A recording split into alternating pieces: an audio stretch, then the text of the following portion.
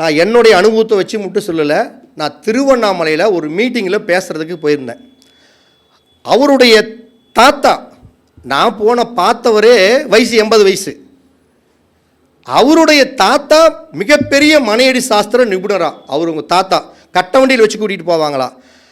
நான் ஒருவேளை என் மனசுக்குள்ளே உள்ள ஒரு எண்ணம் இருந்துகிட்டே இருக்குது, இல்லை 8ஆ 9ஆ, நம்ம 9ங்கிறோம், அடுத்தவங்க 8ங்கிறாங்களே, இதெல்லாம் எனக்குள்ள ஒரு தப்பான ஒரு எண்ணங்கள் மனசுக்குள்ளே இருந்துக்கிட்டே இருந்தது. ஆனால் அந்த பெரியவர் மேடையில் பேசுகிறதுக்கு வந்தார். பேசுகிறப்ப ஒரு வார்த்தை சொன்னார். அப்போ தான் என் மனசு அப்படியே ரொம்ப சந்தோஷத்தில் நடந்தேன். திருவண்ணாமலையில் தான் அந்த ஈஸ்வரனை நினச்சி சந்தோஷப்பட்டேன். அந்த பெரியவர் என்னுடைய தாத்தா காலத்திலேயே இந்த மனப்பொருத்தம் 3 சதுரடி 3 சதுரடி 9 சதுரடி கொண்டது தான் ஒரு கோல்.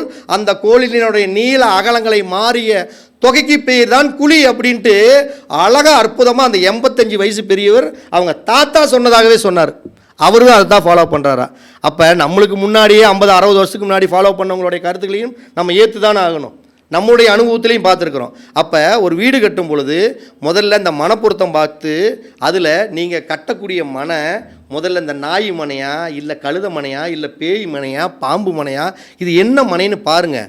நீங்கள் நாய் மனையில் வீட்டை கட்டினீங்கன்னா நாய் படாத பொழப்பு தான் பட்டே ஆகணும். கழுத மனையில் வீடு கட்டினா கழுத பொதி சுமைக்கிற மாதிரி வாழ்க்கை பூரா சுமந்துக்கிட்டே தான் இருந்தாகணும். அப்போ பசுமனை, சிங்கமனை, யானை மனை, கருட மனை, இப்படி மனையாக நீங்கள் முதல்ல பண்ணுங்கள். அடுத்தது வீட்டுக்கு வரவு செலவு ரொம்ப முக்கியம். ஒரு 10 ரூபா ஒரு 8 ரூபா சம்பாரிச்சா அட்லீஸ்ட் ஒரு 7 ரூபா செலவானால் நம்மளுக்கு 1 ரூபா லாபம். அப்போ அந்த வரவு செலவு பொருத்தத்தை நீங்கள் கொஞ்சம் கவனமாக பாருங்கள்.